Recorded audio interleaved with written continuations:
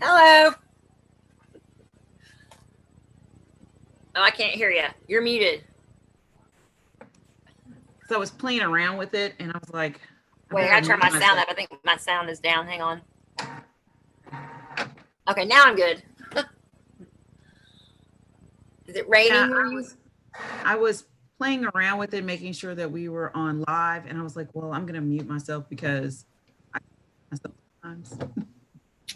Yeah. Oh, like my little girl pigtail. Yes, I love your Pippi Longstocking ponytails. Oh, I've just been cooking and cleaning, and I was like, you know what? I just don't care. I'm like, Yeah, I don't blame you. then it started raining, and I'm like, oh, I know all I want to do is take a nap. I'm right there with you. So hopefully this meeting will have a quorum and there's not a whole lot on the agenda for today. Yeah, I looked at it. Um, have they done the new parent elections? They have. And so I'll share that during this meeting under other business, but it's Carol and I don't remember the gentleman's name. I'm going to have to pull up the email to let you know who they are. So does that mean Miss Cooper won't be PTA anymore? No, she can serve on both. Fun. I'm gonna close my mouth. Mm-hmm. Oh, uh huh.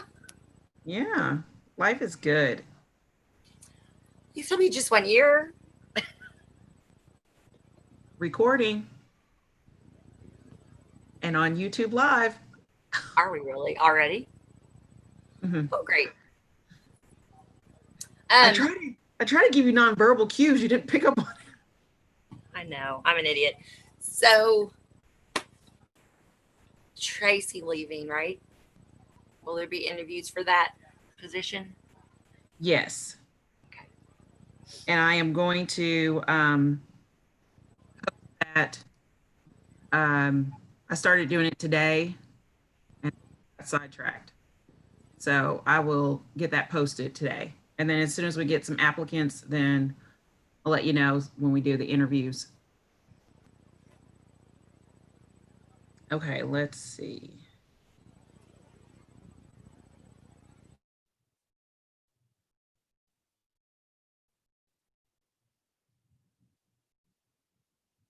Hi, Miss Santiago. How are you? I'm good, and you? I'm doing well. Let's see. Hmm, I don't like how our email collapses on to the message, the messages before. So it makes it difficult to see.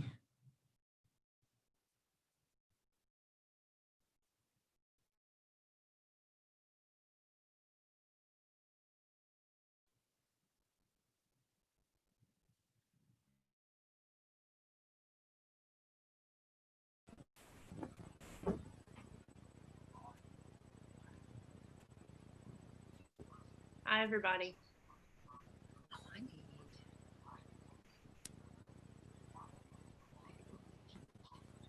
No, don't want that. Okay.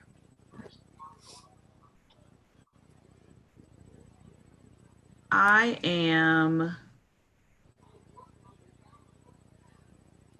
Oops.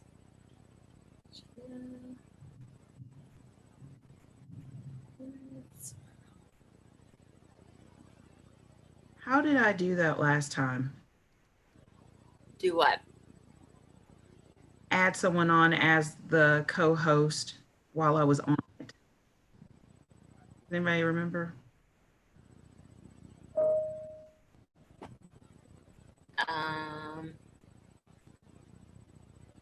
didn't you? Because Was that when you did that? it's starting to thunder over here and a little pop-up of saying that my internet is unstable. So I just don't want to lose this. So we have one, two, three. Was it four in a quorum? Yeah, because there's 7, right? 7. We can get 4 people. It's So we need one more. we need one more. Hey, looking at the minutes from last time, do we need to? Oh, never mind. I'm looking at the wrong thing. Never mind. Never mind. I was looking at the agenda, not the minutes. Okay.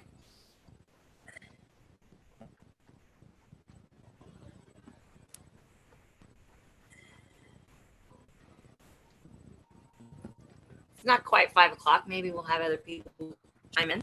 Yeah.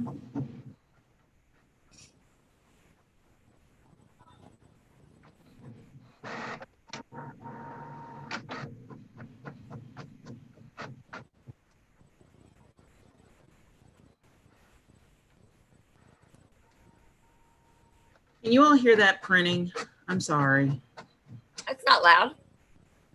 Okay, let me mute myself.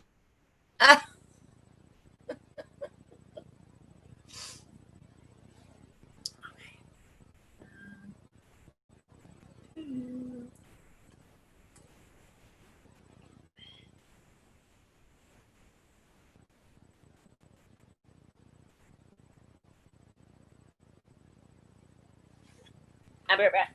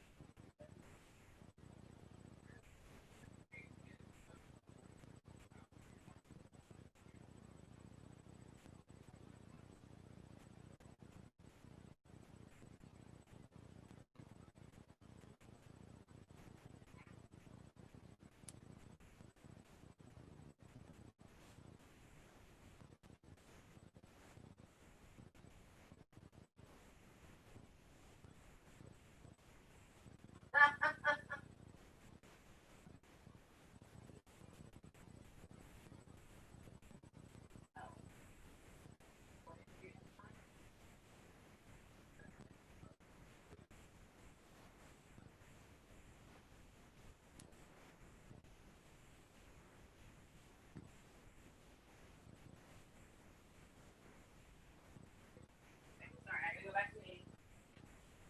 The cat's in here, by the way.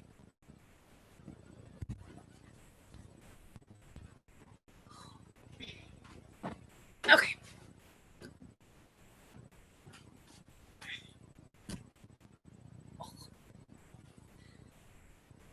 We got somebody else.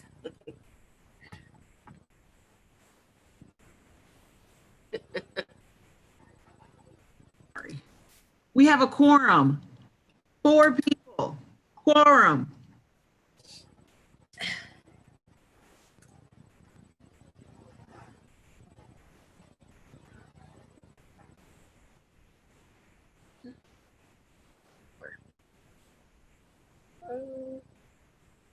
Okay. We'll give it 1 minute and then we'll call it.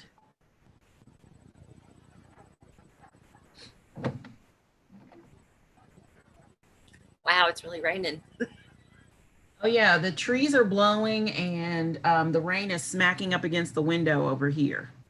Wow, me too. Wow. So I'm over off of Man of War, close to Nicholasville.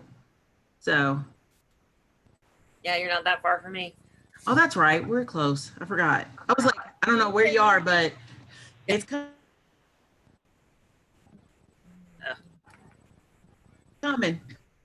Hey, I just got an email today from Natalie Feast, and I need to check and clarify, but it looks like Pearson, which is now called Savas or something, it connects to Google Classroom now. And so I'm wondering if we can just import those grades as well, you know, kind of thing. So I thought that was exciting. That's good. Yeah. I'm going to talk about a little bit in other business as well, just to let you know, because I didn't get any official paperwork yet, and that's the only thing that's holding it up for social studies. But used to be Pearson, now it's that new name. Actually, the same company that has developed the social studies curriculum that we are going to pilot next year. Oh, cool. Yeah. Sounds good. Okay. Well, the time is now 5:01. You need to hit record. Is it recording? Record on this computer. Oh, Okay. got it. Okay, wait a minute. Ferguson's coming. Okay, well, we're already live on YouTube. Don't nobody ever goes to that, but it's there. And we are recording here. Oh, we're good, Shelly. We're good. Just started recording. Okay. Wait till Barbara Ferguson comes in.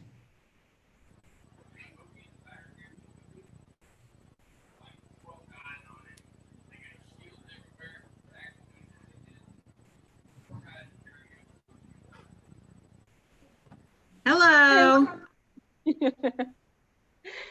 Sorry about that. That's okay. We have a quorum, and so the time is now 5:02, and we're going to call the meeting.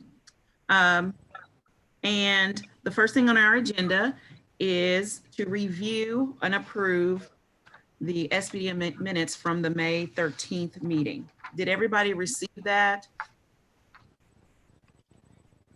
Yes? Yeah. Okay. So we call the meeting to order at 5:06. The minutes from the April meeting was reviewed and a motion to approve the minutes was made by Ms. Labro and seconded by Ms. Ferguson. We have old business. Our new business was to review and approve the amendments to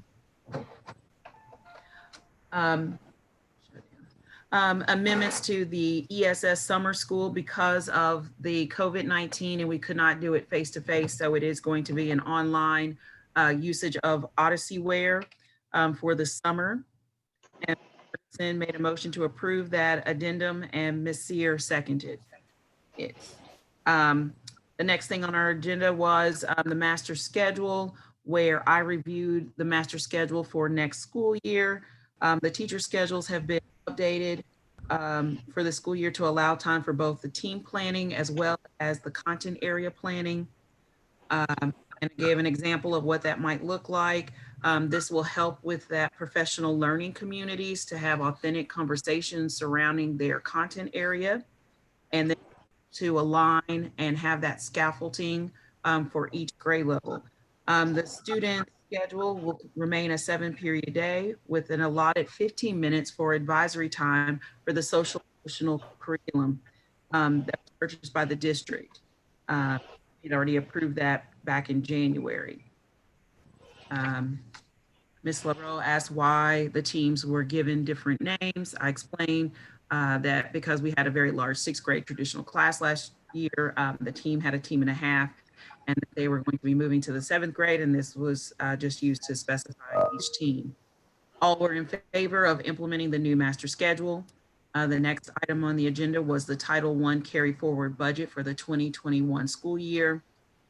And it was shared that we would just 10 licenses for Odyssey Wear for the coming year to support students who did not pass a course that would be enrolled that would have prevented them from passing for the year. So they would actually take that course during their elective time.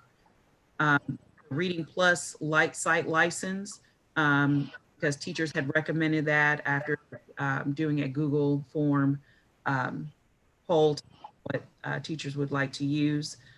And then the third item was to have the remaining balance for Chromebooks and chargers as needed, since several of our students were allowed to keep Chromebooks and chargers over the summer. Ms. Ferguson made a motion to approve. Ms. Albright seconded that motion to make all of those purchases. In this meeting, we moved the public comments before we went into closed session. We did not have anyone who, we did have someone. Mr. Miranda was a visitor, and he just shared his thoughts that he enjoyed the meeting and that he liked seeing the parent involvement. We then went into closed session at 5:52. where we discussed budget and staffing and gave an update on the given positions that were still vacant for this school year. Before the session was closed, and that concluded the meeting at 6:05 when the meeting was adjourned. Are there any questions or anything that needs to be amended? No? Okay, could I get someone to make a motion to accept the minutes as written? I motion to pass. Okay, Ms. Sear has made the motion to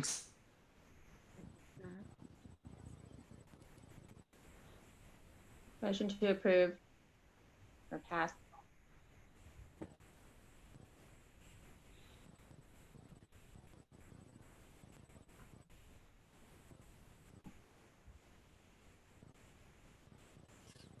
business.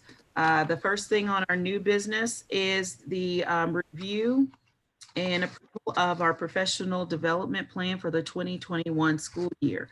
There are 2 items that are included on this, and the rest is up to staff because various content areas have professional development that are going to be provided. Hold on for a moment. We're admitting Maria at 5:08. And I'll stop talking until she comes on. Hello.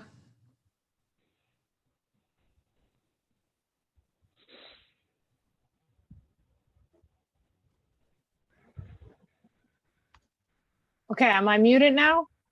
Yes, you're unmuted. Okay. I don't know what's going on, but it shows as unmuted, but apparently I'm still muted. Okay. So we, at this time, to bring you up to speed, we just went over the minutes from the May 13th meeting, and those were accepted as written and approved. So we're now on to our first line item on new business, which is the professional development plan from 2021 school year. The main thing that we are, as a school, are focusing on is the continuation from last year's professional development plan. Last year was the beginning of introducing or acquainting staff with the trauma-informed care for students. So we did that as part of our professional development at the beginning of the school year together as a group. This year we are segueing into a curriculum that has been purchased by the district, Second Steps. And there is a webinar professional development that staff can do. But we will also, at the beginning of the year, provide a more formalized professional development on how that's going to look during that 15-minute period of time that is embedded into the schedule. So we're going to provide a 3-hour PD for the usage and how that's going to look in our school, and provide examples and support through that. Also, the second item that included on the professional development plan is that we will continue, I like to call it Bearcat 101 because it's laying the foundation, whether we have new staff or we have staff that just need a refresher. But during that Bearcat 101, we will have sessions that will cover the usage of our expectations with PBIS, how to use EOS effectively, learning about the levels of infractions and referrals, and reviewing the pride expectations.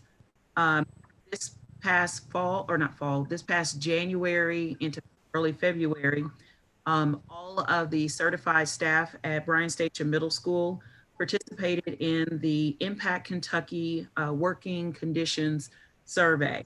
And so we will, as a staff, be digging deeper into those lessons,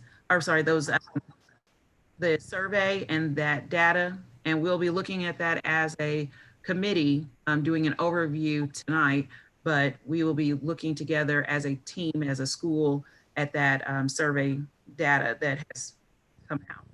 We will also include instructional expectations with the TNTP, which is something that was started to roll out to administration this past school year. But it's basically taking a look at like how the formatting of the learning targets and success criteria. And I think that overall the staff will be pleased because it makes more sense because some of the learning targets will last for more than just one day or one duration, and it's scaffolded.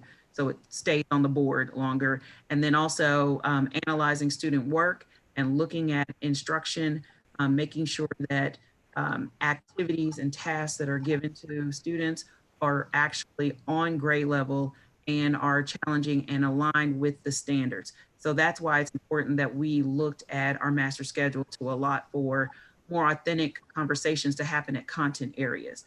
So that will be an overview of how that's going to look and further professional development through those grade level, or not grade level, those LC meetings throughout the year.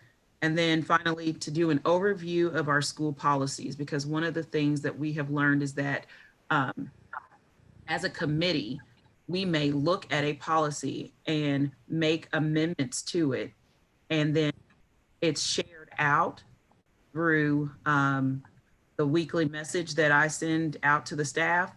And the assumption is that they're reading it, but not everyone is getting it. So we're going to do an overview of school policies to make sure that everybody's on the same page and then they're actually following it. And we'll be doing that throughout the year, but we want to do that at the beginning of the year.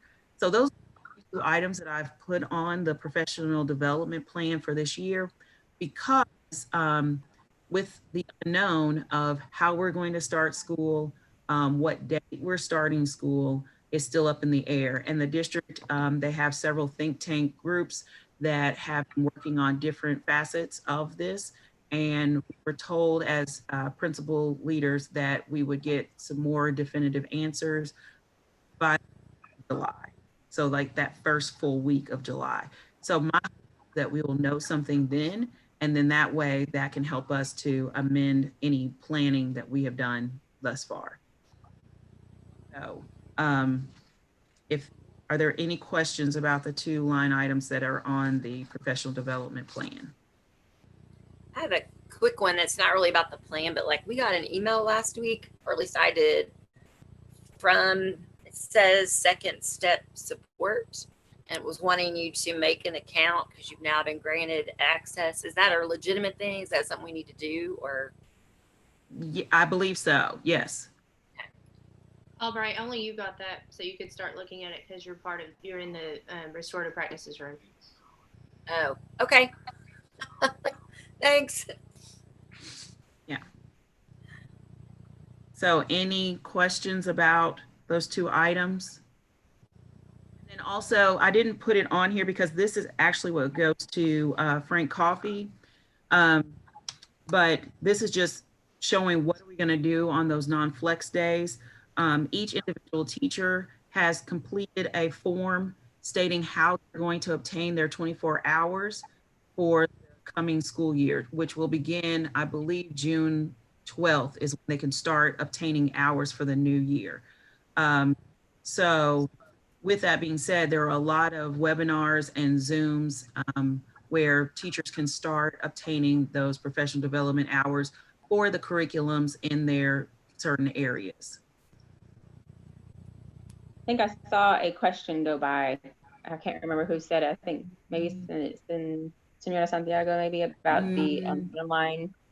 How about the lesson plans online? Mm-hmm. Could you elaborate, please? Is that I thought we bought the plan book thing that it's online for all the teachers to use. And I think we need a training of that before the schools, before we receive the kids. Are you talking about second steps or are you talking about grade book? No, I thought we bought I'm mistaken probably.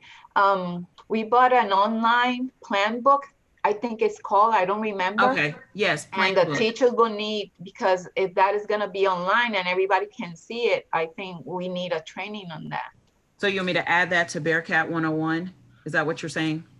Yes, if that is visible for the entire world, I think we need a training to make sure we do it correctly. Okay. Thank you. Good job. Uh-huh. All right. So I will add that under the Bearcat 101 as a section that we will all have to take in order to gain more understanding of how to utilize Plan Book and set it up. Okay. So what I will do is add, I've handwritten it on there, but I'll go back and amend that. Is there anything else? What's the part where it's got under the rationale columns where the last lines of both of them say by 2019?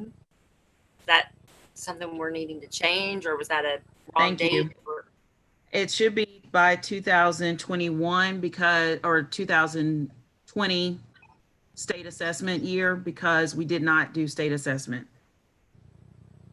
So I will make that correction as well. Thank you. But the rationale is showing how it's linked to our CSIP plan. And just like I said, the second steps is a continuation of that social emotional training that we did last year for all staff. And now we're looking at more curriculum based on how to support students.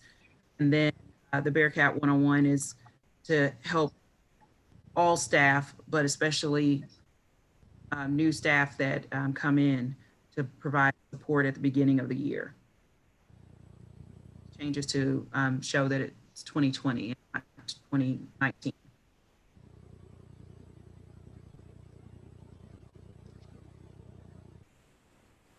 Okay, so if we're all in agreement, if we can get a motion to approve the professional development plan. I motion to approve. I second. Okay. Thank you very much. And what I will do is I will send the electronic copy with those changes, with adding plan book on there and changing the year date on rationales. Everybody by tomorrow. Okay. All right. The next thing, and I'm going to share my screen. Give you a little insight, but the Impact Kentucky Working Conditions Survey. This is taking the place of the TEL survey. So this is a part of our school's accountability. And so it's through Panorama, and there were a total of 8 categories, which indicated starting with educating all students, staff leadership relationships, professional learning, feedback and coaching, resources, school leadership, managing student behavior, and school climate. What I have put on here is comparing our favorable percentile with Fayette County, but here is where we can change it, and it'll, with others nationally, with Kentucky middle schools and with Kentucky as a whole.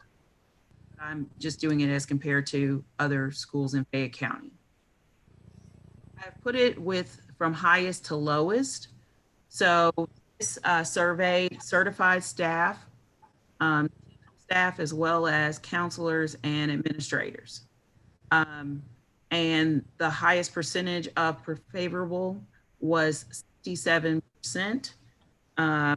with the lowest being school climate with 31%. Some of my concerns I won't say concerns. Some of my ahas or wonderings, I noticed, Ms. Labro, asking you to join again. Yeah, I'm joining. Okay. So for example, I'll show you what it looks like. So it'll break it down. And I think the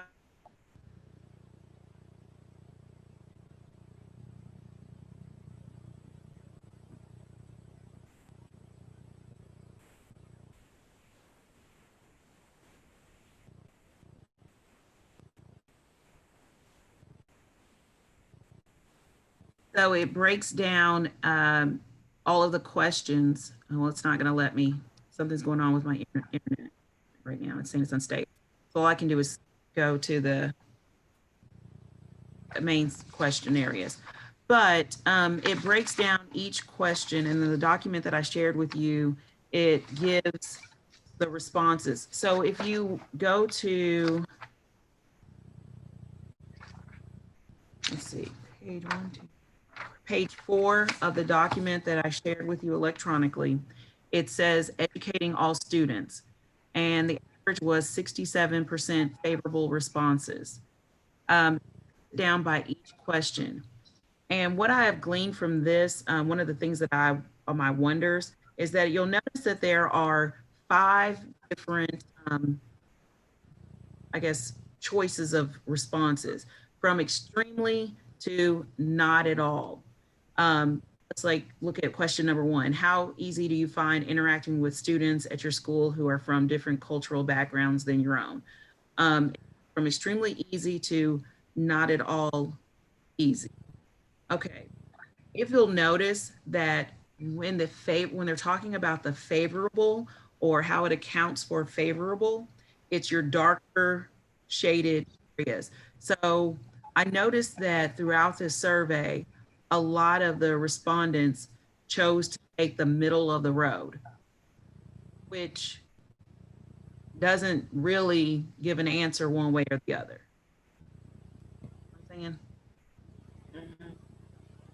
And so, but just looking, that was one of the things that I noticed first.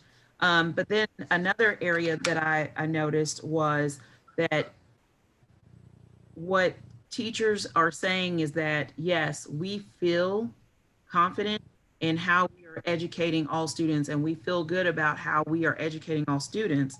But one of the questions, like if you look at the different questions, the highest favorable was 78%, and it was question number 5 that stated how easy would it be for you to teach a class with groups of students from very different religions from each other? Well, 24% said extremely easy, 53% said quite easy, 18% said somewhat easy, 2% easy, and 2% said not at all easy. Also, let me back up. So out of the 90, I think 93 certified staff members in our building, 45 responded. So we barely made, well, I think, no, maybe it was, we barely made the 50% response rate. So that's telling as well. And then so going back to that first question, 78% favorable about teaching different groups of students who have different religions. But then the lowest response, or the lowest favorable response in this category was, where was it? Number 3. Number 3. How knowledgeable are you regarding where you find resources for working with students who have unique learning needs? And 13% said extremely knowledgeable, 40% said quite knowledgeable, somewhat knowledgeable, 40%. So it's like, okay, in that particular category, and you'll notice that it's the middle of the road. Majority of our respondents stayed in the middle. What I gleaned from that is that, okay, well, we need to do a better job of making sure that all staff members know where to go find resources to support our students' unique learning skill or learning needs. So that's looking at our GT population as well as our special education. And then I even dug deeper and I'm like, well, were they thinking about our English language learners? Because we started that work right around the same time in which they took. So I don't know if that was reflected as well. And then moving down to lowest was school climate. Now, going to that particular area. When looking at school climate, the lowest favorable response was, on most days, how enthusiastic are students about being at school? Only enthusiastic, 0% responded. 20% responded quite enthusiastic, 44 somewhat, 33 slightly, and 2% said not at all.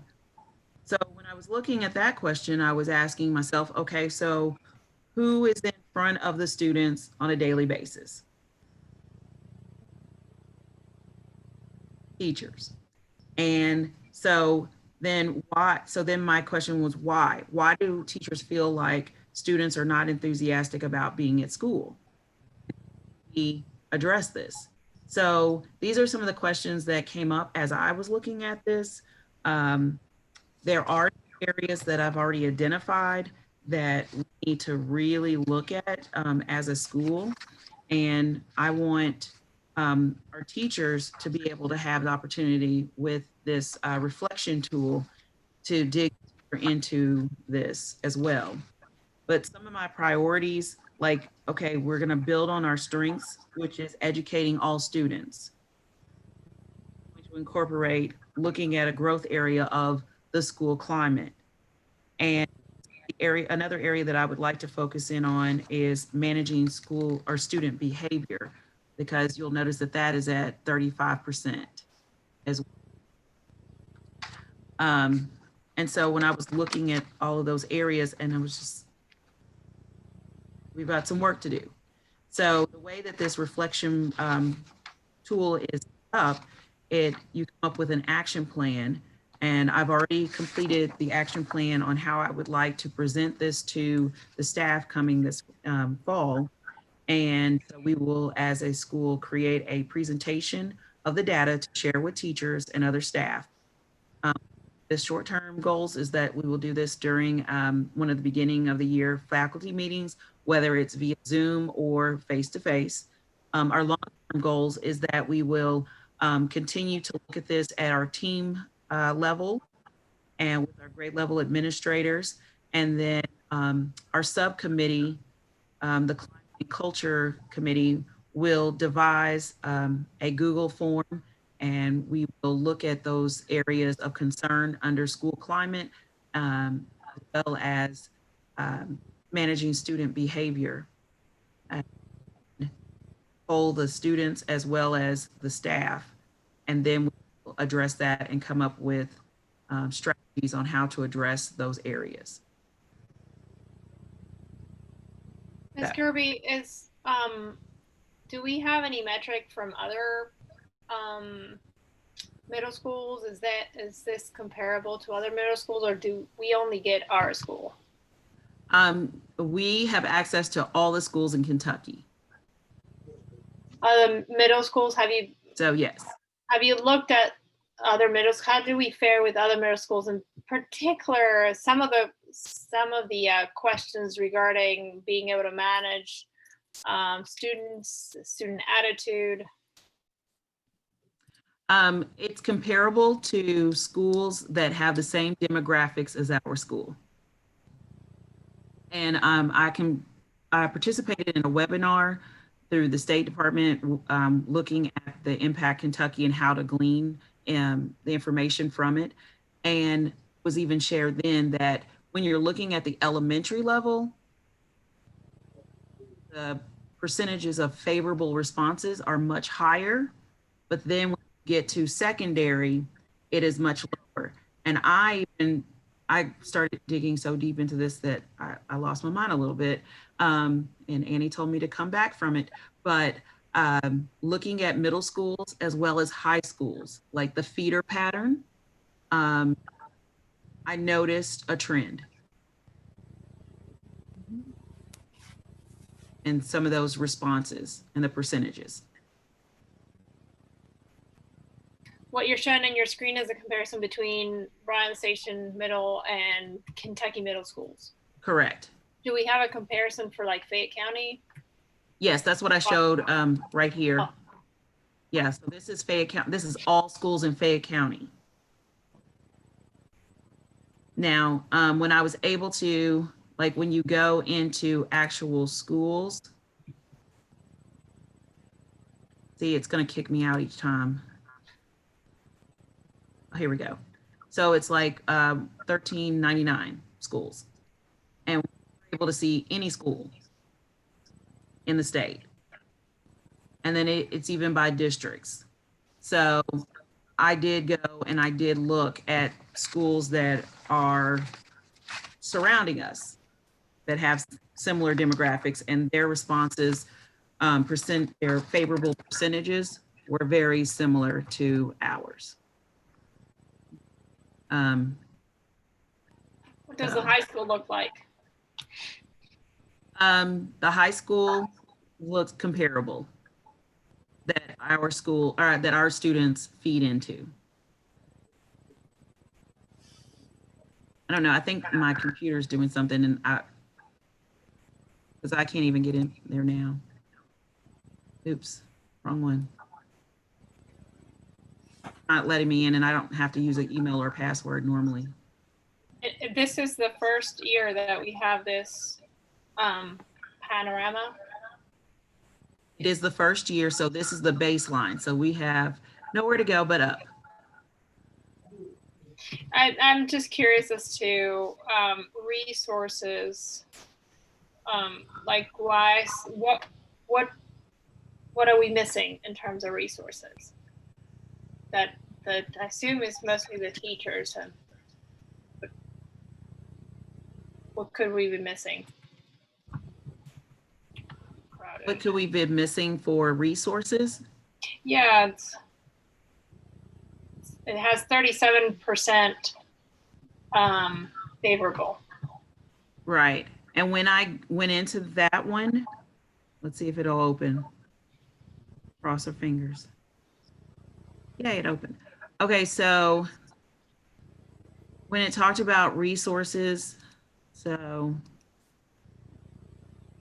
how urgently does your school's technology need to be updated? 67% responded favorably.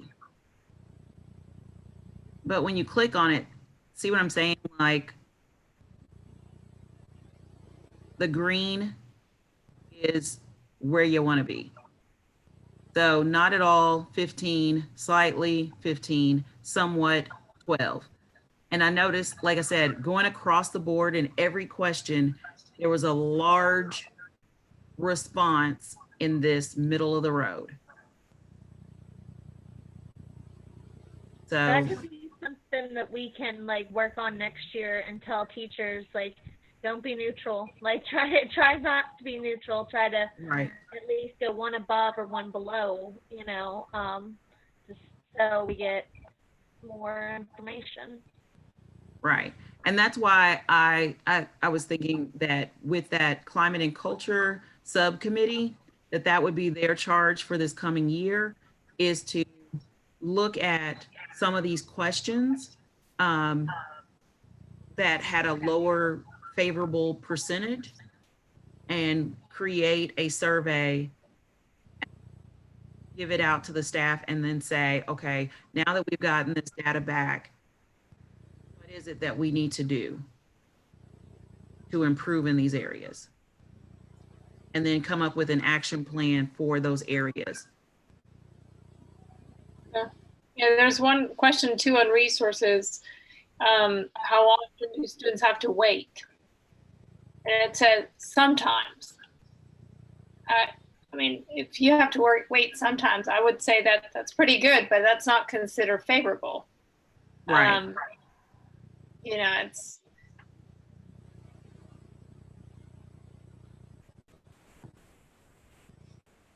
And one of the things I also found on this one was that it says, how important is it for your school to hire more specialists to help students?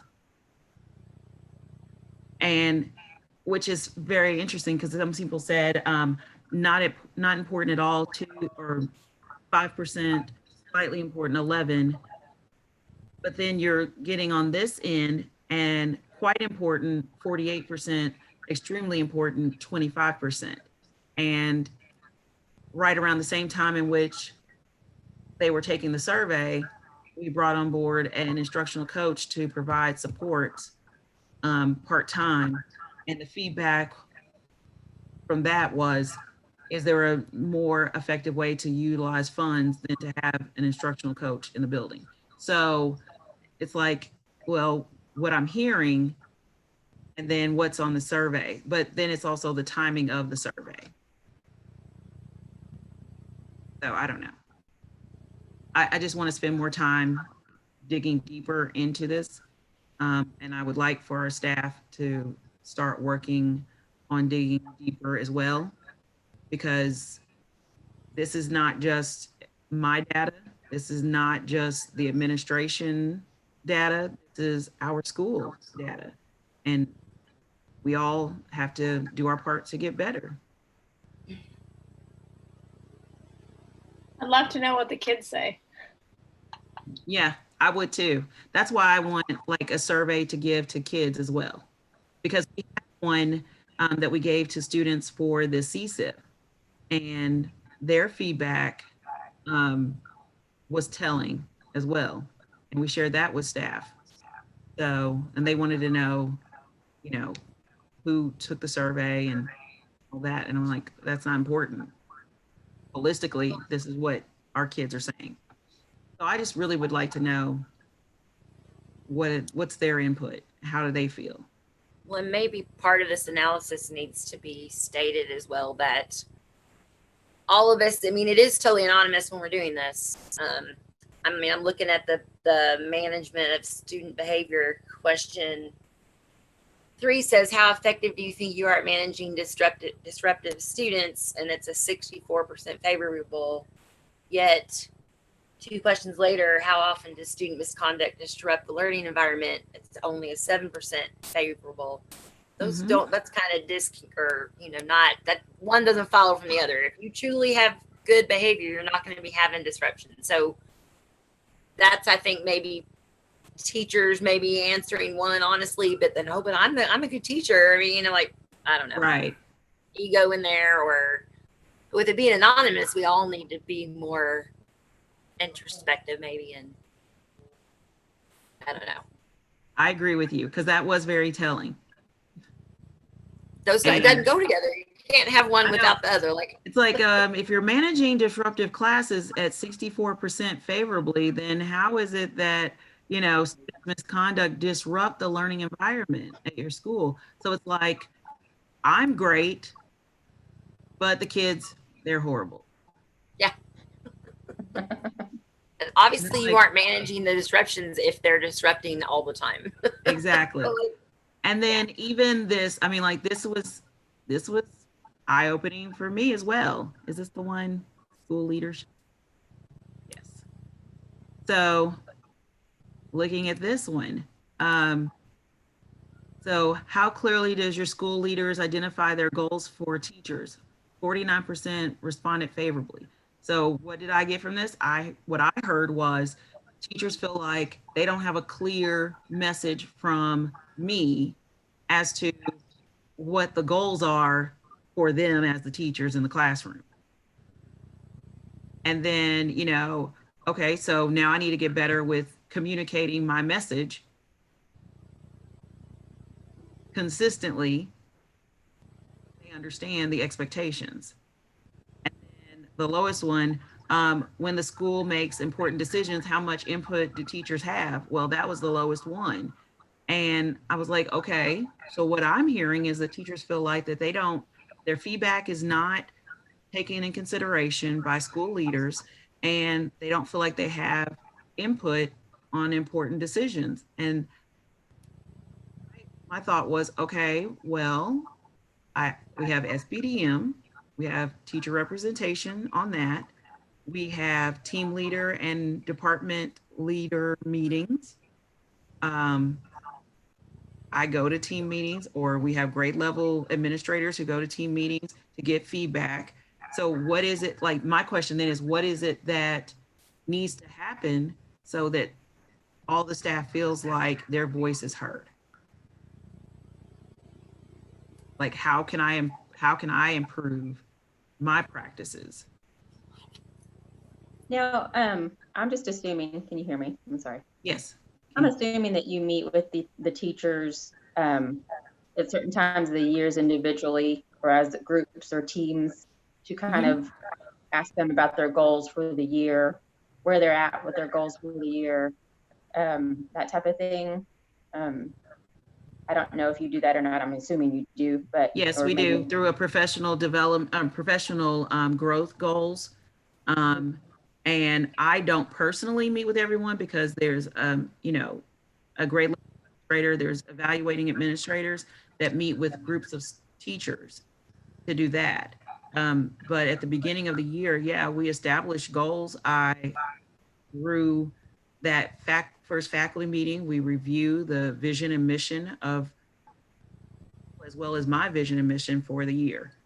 So I need to make sure that it's consistently shared instead of just at the beginning of the year. Like that was my self-reflection that I took from that. right. Okay. And then here's another one that I felt like spoke directly to me, like staff and leadership relationships. We'll open. 50% is pretty good. You're above, Hey, there we go. above the mean. And so the highest favorable response was 78%. When challenges arrive in your personal life, how understanding are your school leaders? So 78%. So I was like, yay. But then I looked at this and it was like, how much trust exists between the school leaders and the faculty? Well, 36%. And I'm like, okay, I felt like I was trusting people to do their jobs, but, and like I said, the reflection tool that I had to do had me look at each question and dig deeper. And it was just, you know, coming up with, well, what are teachers saying to you through this? And I was like, well, it's saying that teachers feel like that they don't have trust because you had only 29. Well, I felt like it was larger because you had quite a bit of trust, 29, and tremendous, 7%. But you had almost no trust. You had 7 people, a little bit of trust, 10, and then somewhat 12. I want to know from those 12, okay, are you leaning more towards this side or are you leaning more towards this side? Because I like Miss Sears' suggestion for next time. Nobody do the middle. yeah, You know, do one above or below to help for this part of the process. right. Yeah, of course, next year, I mean, if you're going to share these results, you're going to see that people are going to say, well, that's not what I meant. You know, if you say some trust it's not necessarily not favorable. Right. Well, I would say the middle, when the middle answer, the way it's worded, it's not always interpreted as not favorable. Like sometimes they have to wait. Well, sometimes you do, sometimes you don't. I don't think that's unfavorable. So I think that when respondents see the results and they go like, oh, they're only counting green, the top 2, they're going to be more likely to go, you know, one way or another, but be a little more clear, just because they might see that that's not really what their intention was. And I don't know if in the instructions it said, you know, the top 2 responses are considered favorable, and the other 3 really don't count. If you tell me that in the instructions, then I will consider, you know, I don't know, like they say, if you give a 4 and a 5 out of 5, you consider, well, that's a pass, right? But if you give below 4, it's a fail. When you say that, people now know that 1, 2, and 3 really, you know, you first say pass fail, and then you gauge, do you give a 4 or a 5? And I think that's the problem that I see on these. It's like sometimes wait is not bad. I mean, it's actually pretty good. I wish I sometimes had to wait. So I think you're going to get a better response once people realize how this data was analyzed. Right. Okay. And I think another achievable goal might be 45 out of 93 is not a whole lot. It would be good to get everybody. Yeah, Mhm. try. On getting a large number, and if you have a very good reason why you don't want to respond, because otherwise what you get is the extremes, right? You're going to get the people that really want to send you a message, positive or negative. Exactly. So that's why I was like, okay, I know I'm supposed to be hands off. And I was like, okay, Shelly took the lead on that. And, you know, and people took it or they didn't. And then I think you had to go back because you got Oh, yeah. notification that we didn't have 50%. So One last question I have for you. So leadership, what's considered leadership? Because technically SBDM is also leadership. So does that mean they don't trust the SBDM? I took it as though they were talking about the leadership team, like admin team. So that would be principal, associate principal, dean of students, PGS coach. That's the way I took it. Cause maybe we should have like a definition of roles. I don't know, because like you only get a code and you're to go in and take the test. And this is the first time, or not test, but the survey. And this is the first time that we've ever taken it. So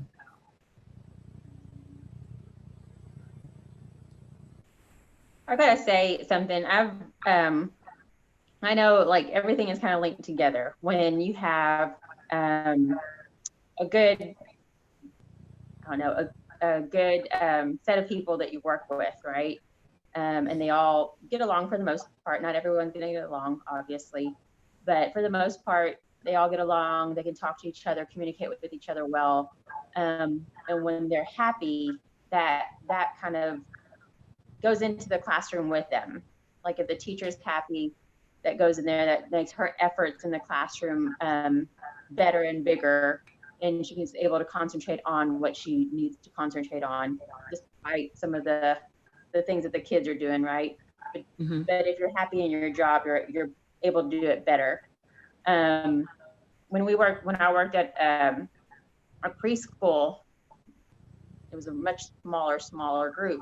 But one thing that we would do is we would celebrate everyone's birthday, right? Every month we would do one celebration. People would bring like a snack, some type of form of snack or something. And everyone, well, besides the people whose birthdays we were celebrating, would bring something. And we would all just kind of, sit around and talk on our downtime. Maybe that can be something that you can do in groups when the teachers meet in their groups.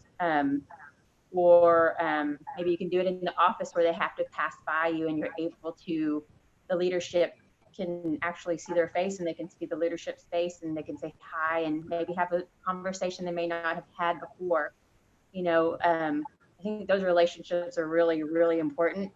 And that's a way to develop friendships that you may not have been able to develop otherwise, whether it's leadership to staff or the staff amongst staff. Maybe there's teachers that work on the other side of the school that never get to see the people that work at the top floors, So I think that maybe try to incorporate that. And I know that that has been done a little bit amongst people, but not as the whole group.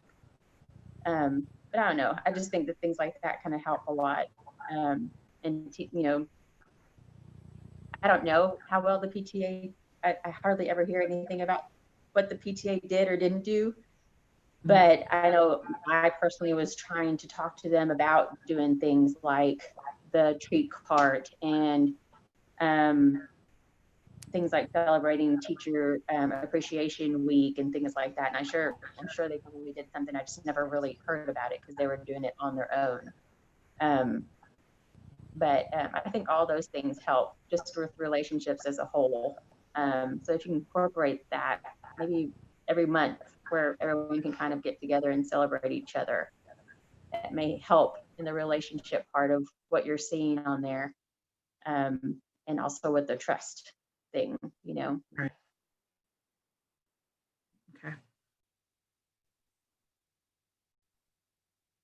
Any other questions or comments?